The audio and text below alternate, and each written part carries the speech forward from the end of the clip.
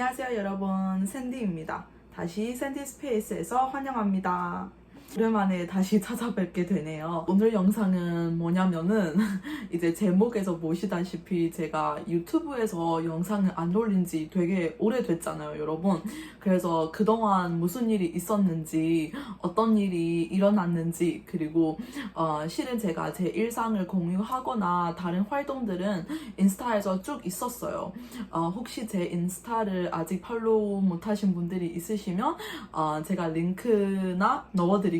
그리고 디스크립션 박스에서도 있을 테니까 제 인스타에서도 팔로우하고 활동들을 항상 업데이트를 보실 수 있습니다. 근데 제가 이제 아까 말씀드렸던 것처럼 유튜브에서 안 나오는 것이 꽤 오래됐으니까 이제 그동안 무슨 일이 있었는지를 제가 좀 라이프 업데이트처럼 하면서 얘기를 나눌 예정이고요.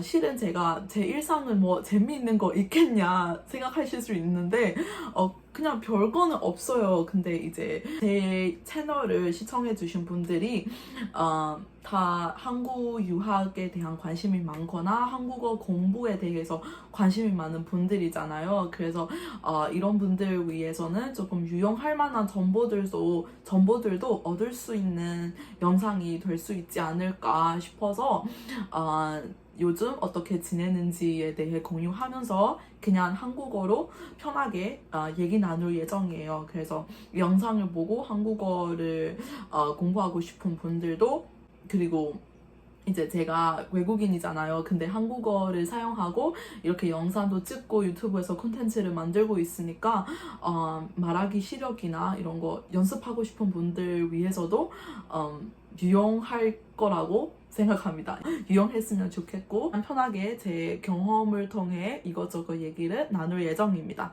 그러면 진짜로 시작할게요. 좋은 소식 하나가 있는데 저의 아주 작은 유튜브 채널이 드디어 구독자 1000명 됐습니다 여러분. 예! 감사하게 생각하고요. 그리고 저처럼 영상을 꾸준히 올리지 않은 채널을 다 구독해 주시고 많이 시청해 주셔서 진짜 감사하고요. 그리고 저도 영상을 만드는 것이 진짜 제가 열정이 있어서 하고 있는 일이라서 저도 영상을 만드는 것이 되게 재밌게 하고 있고요.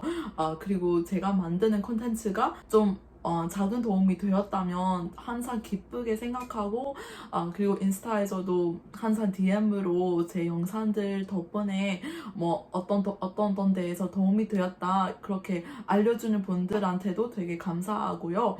그래서 저도 학교 생활도 있지만 제가 최대한 밸런스 하면서 이 저의 작은 채널을 계속 운영할 수 있게 노력하겠습니다. 그러면 어디서부터 시작하면 좋을까 제가 생각했는데 이제 제 배경이 달랐잖아요 여러분.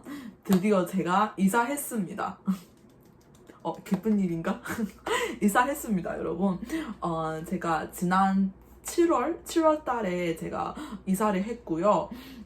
제가 예전에 올렸던 기숙사 투어 영상도 있었잖아요. 그래서 그 영상 보셨던 분들이면 알 수 있는데 제가 기숙사에서 한국에 와서 기숙사에 1년 동안 살고 이제 이사한 거예요. 그리고 제가 이사하고 나서 좀 인스타에서도 보시는 분들이 있는데 저한테 DM으로 문의를 주시는 거예요. 혹시 기숙사에서 뭐 어떤 불편한 점이 있어서 이사한 건지 좀 궁금하다 그렇게 말씀드리는 분들이 있는데 그렇게 궁금하는 것을 저는 되게 이해가 돼요. 왜냐면 저도 한국으로 오기 전에 준비했을 때 이 기숙사는 어떤 건지 저 대학교 기숙사는 어떤 건지 뭐 음식은 어떨지 뭐 이런 것에 대해서 정보를 많이 찾았단 말이에요. 그래서 이렇게 조금 걱정하실 수도 있잖아요. 저는 기숙사에 사는 게 되게 편하고요. 그리고 저희 부산대 기숙사, 여자 기숙사는 조금 새로운 건물이라고 할 수 있어요. 그래서 방도 조금 넓고 기숙사비도 실은 솔직히 말하면 다른 대학교보다 조금 비싼 편이긴 한데 그만큼 조금 너무 깨끗하기도 하고 방 안에 있는 시설도 조금 새로운 것들이 많고 아무튼 사는 게 되게 편해요. 그리고 제가 휴대폰으로 찍고 있는데 휴대폰 용량이 부족해서 잠깐 끊겼네요, 여러분. 그러면 아까 얘기를 계속 하자면 기숙사에서 나가는 학생들을 보면 크게 문제가 두 가지 있어요. 하나는 룸메이트이고 두 번째는 음식이에요. 그래서 저는 두 번째였어요, 여러분. 첫 번째는 이제 룸메이트는 불편하더라도 조금 참고 뭐 6개월, 1년 있다가 다 이사 가는 분들이 많더라고요. 저도 주변에 본 적이 있고 근데 저는 운이 좋게 제 룸메이트랑 절친이 됐어요. 같은 나라 사람이기도 하고 진짜 왔을 때부터 같이 왔던 친구예요. 그래서 저는 룸메이트랑 아예 문제가 없었고 방에서 그래서 되게 편했던 것 같고 진짜 생활하는데 불편한 점이 없었어요. 그런데 이제 음식은 제가 이 문제를 얘기하기 전에 말씀드리고 싶은 것이 저는 예전부터 스스로 한식이 되게 입에 맞다고 생각했던 사람이에요. 제가 한식 되게 좋아하고 근데 지금도 좋아하는데 문제가 뭐냐면 이제 기숙사에서는 해산물이 되게 자주 나와요. 그래서 제 문제는 뭐냐면 고향 음식이나 외국 음식 이런 것에 떠나서 음식의 재료라고 해야 되나? 이런 것이 저랑 안 맞는 거예요. 그 재료가 안 맞다고 할 수 있죠. 왜냐면 한국에서도 그렇고 근데 특히 부산에서 해산물 되게 잘 만들고 잘 먹잖아요. 그 해산물로 만드는 요리도 되게 많고 그러다 보니까 이제 기숙사에서도 자주 해산물이 많이 나와요. 근데 제가 그 해산물을 못 먹다 보니까 이제 자주 못 먹는 음식이 많아지고 그리고 아무래도 기숙사에서는 양이 많지만 이제 제가 안 좋아하는 것들이기 때문에 식사하는 데에 조금 불편한 점이 있었던 것 같아요. 그리고 제가 그것보다도 제가 스스로 요리하고 먹는 것을 좋아하는 편이기도 하고 그리고 한국에 와서 부모님 집에 떠나서 유학을 왔지만 기숙사에 사는 거랑 혼자 사는 거는 다시 다르게 느껴지잖아요. 그래서 제가 진짜로 혼자 살아보고 싶은 생각도 있고 예전부터 제가 자기 방을 자취방을 좀 꾸미면서 요리도 하고 제가 이런 자취방에 대해서 좀 로망이 있었고 한 번은 경험해보고 싶다라는 생각이 있어서 드디어 제가 자취하게 됐습니다. 그래서 제가 한국에 1년 동안 살고 자취하게 됐어요. 그래서 사람마다 경험도 다를 수 있잖아요. 그래서 저 같은 경우에서는 기숙사에서 큰 문제가 없었지만 이제 음식이 제일 큰 문제였고 그리고 혼자 살고 싶은 마음이 원래 있었기 때문에 이렇게 자취를 하게 됐습니다. 제가 7월부터 자취를 하게 됐으니까 이제 2개월? 3개월 정도 됐습니다. 이렇게 기숙사에 사는 거랑 자취 생활하는 것에 좀 장단점 이런 것에 대해서 영상을 만들고 싶은데 이제 조금만 짧게 공유를 하자면은 이제 한국으로 처음 오는 학생이면은 기숙사에 사는 것을 추천을 해요. 저도 왜냐면 이게 밖에 살다 보면은 자취방에 살다 보면 스스로 관리해야 되는 일도 많아지고 처음으로 한국으로 와서 새로운 환경을 적응을 해야 되기 때문에 기숙사에 살면 훨씬 더 쉬울 수도 있어요.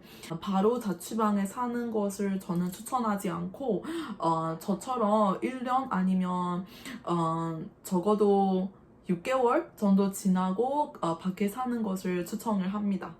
저는 여태까지 자취방에 사는 것을 즐기고 있고요. 그리고 제 방은 큰 편, 넓은 편은 아니고요. 근데 나름 좋고 만족하게 살고 있습니다.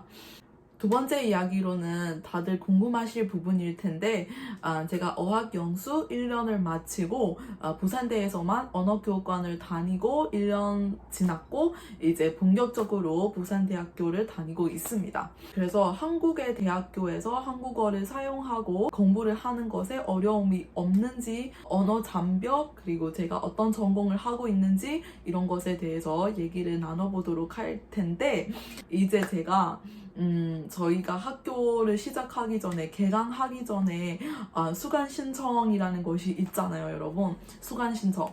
그래서 수강 신청 기간 때부터 되게 고생 많았단 말이에요. 그래서 일단 이 얘기를 하기 전에 일단 처음으로 제가 조언해주고 싶은 것이 되도록이면 불가피한 상황, 저처럼 불가피한 상황이면 어쩔 수 없는데 그렇지 않으면은 가을 학기에는 대학교에 들어오지 마세요. 그거 진짜 제가 제일 주고 싶은 조언이에요. 대학교의 경우에는 대학교들이 지원을 받을 때 봄학기에서도 신청할 수 있고 가을 학기도 신청할 수 있단 말이에요. 그런데 실은 한국에서는 봄학기는 새 학기예요. 그래서 가을 학기에 들어오게 된다면은 그것이 한 학년의 중간에 들어오게 되는 상황이 될 거예요. 제 상황은 그런 것이에요, 이제. 왜냐면 저희는 다들 아실 텐데 저희가 그 GKS 프로그램으로 어학연수 1년 끝나면은 그 끝나고 다음 학기에 대학교를 자연스럽게 들어오게 되는 거예요, 저희가. 그래서 저희는 불가피한 상황이죠. 그래서 그냥 자연스럽게 가을 학기에 들어가게 됐고 그리고 저희가 생각하기로는 가을 학기도 새로운 학기니까 이제 그 수업들을 들을 때도 별 문제 없겠다 그렇게 생각을 했지만 현실이 그렇지 않단 말이에요. 왜냐면 수강 신청부터 제가 뭐가 문제되냐면은 1학기에만 들을 수 있는 수업이 있고 2학기에만 들을 수 있는 수업이 있어요. 문제는 어떤 거냐면 이 앞에 있었던 학기에 어떤 과목을 이수해야 그 다음 과목을 이해할 수 있다. 그 다음 학기에서 배워야 되는 과목을 이해할 수 있다. 뭐 그런 과목들도 있단 말이에요. 그래서 이런 문제가 발생하고 싶지 않다면은 이제 자기가 선택할 수 있는 상황이면 가을 학기에 들어오지 말고 봄 학기에 들어오는 것을 가장 추천을 합니다. 저희 과정은 이렇게 되기 때문에 어쩔 수 없이 해야 되는 거잖아요. 그래서 저도 최대한 뭐 과목들을 잘 조절할 수 있게 골라서 듣고 있고 다음 학기에도 계속 그럴 건데 그런데 그럼에도 불구하고 나중에는 조금 복잡해질 수도 있어요. 그래서 한국의 대학교를 다니고 싶은 분들이면은 무조건 봄 학기를 추천을 합니다. 저는 지금 학부 과정을 다니고 있기 때문에 제가 얘기하고 있는 것들이 다 학부 과정에 해당되는 거라고 생각하시면 되고요. 왜냐면 제가 그 석사, 박사 과정을 하고 있는 학생들도 주변에 많이 있는데 그분들도 가을 학기에 들어가는 경우가 많단 말이에요. 근데 그렇게 큰 문제가 있거나 이런 거는 들어본 적이 없어요. 그래서 저는 제 경험을 통해 얘기를 하는 것이기 때문에 이게 학부생의 경우라고 생각하시면 되겠습니다. 네, 그래서 제가 제 경험을 얘기하면서 조금 공유해주고 싶은 팁도 나왔는데 그래서 제가 아무튼 수강 신청을 했고 과목 지금 제가 7개 듣고 있어요. 근데 7개는 조금 적게 듣는 편이라고 할 수 있어요. 왜냐면 다른 한국인 친구들은 물어보면은 다들 8개 정도는 다 듣더라고요. 공대라면은 졸업 기준 학점도 조금 높은 편이라서 다들 8개 정도 8개 이상은 듣고 있다고 들었는데 저는 아무래도 외국인이기도 하고 첫 학기이기 때문에 8개 들으면 너무 무리하는 것 같아서 7개로 선택을 했어요. 그래서 과목 7개를 듣고 있고 저희 지금 10월 달에 중간고사가 있고요. 왜냐면 저도 2주 뒤에 중간고사가 있기 때문에 이제부터 조금 고민이 되기 시작하고 있는 시기예요, 여러분. 그래서 지금 영상을 찍는 것이 제일 낫겠다 싶어서 다시 카메라를 켜게 되는 거예요. 그러면은 다들 궁금해 하실 부분일 텐데 언어 장벽에 대해서 얘기해 봅시다, 여러분. 그래서 저는 일단 한국어를 배운 지 2년 조금 넘었다고 할 수 있고요. 한국에 산 지 1년 넘었고 1년 동안 한국어를 배웠던 학생이에요. 그리고 제가 여기 오기 전에도 제 나라에서 한국어를 조금 배우고 여기로 왔단 말이에요. 그래서 지금도 한국어를 사용하고 얘기를 하고 있는데 제 한국어 시력이 이 정도입니다, 여러분. 일단 그것을 얘기해주고 싶은 거예요. 이 정도이고 아직 저는 저의 한국어 시력을 그렇게 만족하다고 느끼지는 않아요. 아직 진짜 필요한 부분이 많고 제가 모르는 단어도 아직 너무 많고 제가 지금도 한국어를 쓰고 있지만 제가 잘못 쓰고 있는 표현들도 있을 수 있어요. 언어 실력이 완벽하다고는 생각하지 않지만 지금 보시다시피 의사소통은 가능하고 그리고 여기서도 언어교육관에서 6급까지 이수를 했기 때문에 6급이라는 급수에 맞는 시력은 있다고 할 수 있어요. 그리고 터핏도 6급을 받았기 때문에 그 6급이라는 급수에 맞는 시력이 있다고는 할 수 있어요, 여러분. 그런데 이제 대학교를 시작하니까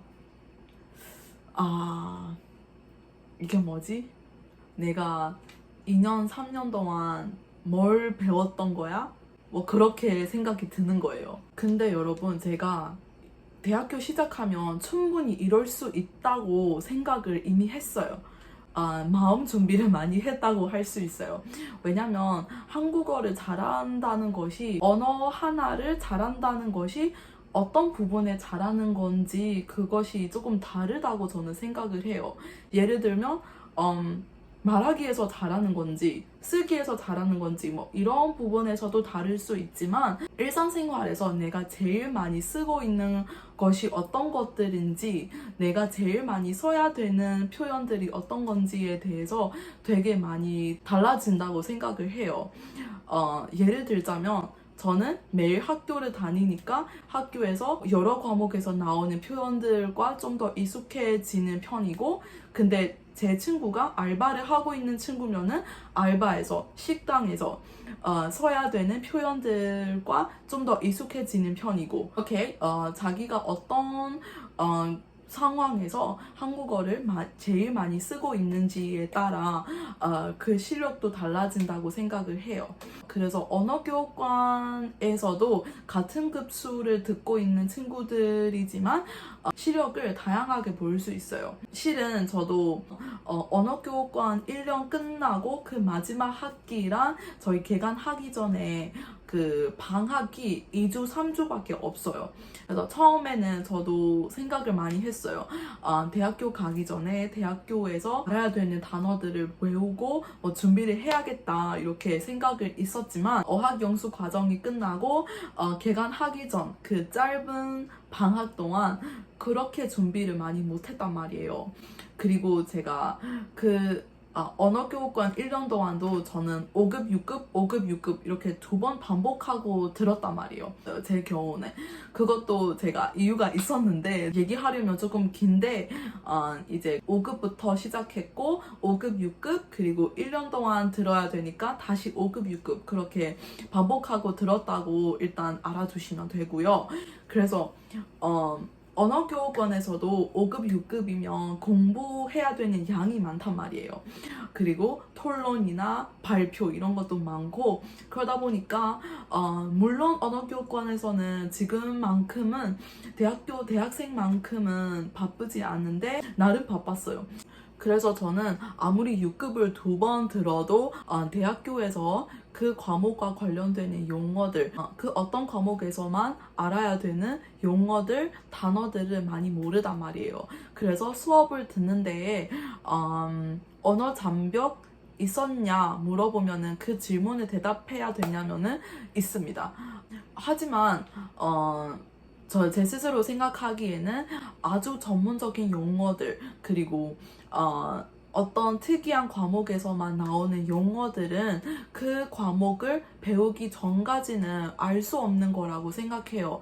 이 과목을 공부할 때만 이런 새로운 용어를 알아야 되는, 새로운 용어를 배워야 되는 경우가 많다고 생각해서 많이 걱정하지 않고 내가 새로운 배워야 되는 내용이구나. 근데 그것을 한국어로 배우는 뿐이지 라고 생각하고 수업들을 듣고 있어요. 하지만 자기가 할 수 있는 만큼 한국어를 최대한 많이 배우고 대학교를 다니는 것이 많이 도움이 될 겁니다, 여러분. 아까 말씀드렸던 것처럼 어떤 과목에서 나오는 전문적인 용어들, 자주 나오는 표현들, 자주 쓰이는 표현들은 제가 배우면서 적응해야 되는 부분이고 그냥 모르는 단어면은 그냥 배우면 되는데 만약에 교수님이 말씀하신 내용들을 다 이해가 못한다고 생각해 보세요.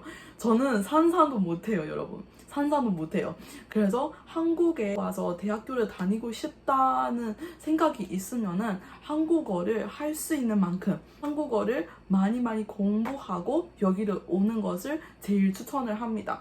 여기서 어학연수를 다니는 것도 당연하지만 한국어를 많이 배우고 오면 앞으로 자기가 한국에 생활하는데도 많이 편해질 거고 빨리 적응할 수도 있고 그리고 대학 생활에 겪을 수 있는 어려움도 많이 줄일 수 있다고 저는 생각을 해요.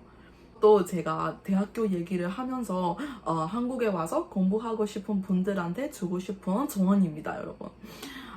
그래서 저는 일단 의사소통에서 문제 없고요. 문제 없다는 게 완벽하게 원어민 수준으로 소통을 한다는 말이 아니고 좀 상대방이 말하고 싶은 것과 자기가 이해하는 것에 좀 오해가 있거나 그리고 같은 수업을 듣고 있는 친구들이랑 소통을 할 때나 이런 데에서는 별 문제 없는 편이에요. 그래서 수업을 듣는 것은 아직 저도 적응하고 있고 그래서 한 달 정도 됐고 아직 적응하고 있는 과정이지만 점점 더 괜찮아진다고 느끼고 있습니다. 그래서 저도 서둘러도 소용이 없잖아요. 스스로 적응할 시간을 주고 많이 걱정할 바에 자기가 할 수 있는 만큼 하면서 대학교 생활을 하는 것이 제일 낫다고 생각해서 그렇게 하고 있습니다. 그렇다고 영어로 가르치는 수업들은 아예 없는 건가? 라고 물어보면은 아니에요. 영어로 듣고 있는 수업들도 저도 있어요. 교양 필수나 교양 선택 같은 과목들은 영어로 들을 수 있는 수업 몇 개도 있어요. 저 같은 경우에서는 기초 수학이나 컴퓨터 사고와 인공지능 이런 과목들이 저는 교양 필수로 듣고 있는 과목들이고 그 과목들은 영어로 가르치는 수업이 있어서 그런 수업에서 외국인 친구들도 많고 교수님들도 다 영어로 잘 가르쳐 주시기 때문에 이런 영어 수업들도 찾아서 신청을 할 수도 있어요. 그런데 저희가 1학년만 다니는 것이 아니잖아요. 대학교를 4학년 동안 다니기 때문에 자기가 선택하는 전공이 100% 코리안 코스라면은 무조건 한국어로 들어야 되는 전공 과목들이 점점 많아질 거예요. 그래서 한국어를 배우는 것은 틀림없이 많은 도움이 될 겁니다. 그러면 제가 대학교에 대해서 이것저것 얘기를 해봤고 또 하나는 여러분들이 많이 궁금하신 부분이 뭐냐면 대학교 동아리 그리고 어떤 학업 외에서 어떤 활동들을 하는지 그리고 대학교에서 한국인 친구들을 어떻게 사귀는지 이런 것에서 되게 관심이 많고 인스타 DM으로도 물어보는 친구들이 많단 말이에요. 그래서 그것에 대해 얘기하자면은 일단 같은 수업을 듣고 자주 만나는 친구들이면 더 소통이 가능할 수 있어요. 대부분 아실 수 있는데 한국인들이 조금 내향적인 성격이 많아요. 그래서 자기가 외국인이고 한국인 친구를 사귀고 싶다 하면은 자기가 먼저 다가가는 것이 좋은 방법일 수도 있어요. 그런데 대부분이라고 제가 말할게요. 대부분이 영어로 소통하는 것을 불편할 수도 있기 때문에 자기가 한국어로 소통하는데 문제 없으면은 훨씬 더 쉽게 한국인 친구를 사귈 수 있다고 저는 생각해요. 이거는 대부분이라고 제가 말씀드렸는데 한국인 대학생들도 영어를 되게 잘하는 친구들이 많아요. 되게 많고 저도 주변에 본 적이 있고요. 뭐가 떨어졌다. 제 주변에서도 영어를 잘하는 친구들이 많아요. 그래서 뭐 한국인 친구를 쉽게 사귈 수 있냐 그렇게 물어보면은 이거는 사람마다 달라요. 사람마다 경우가 다르다고 할 수 있어요.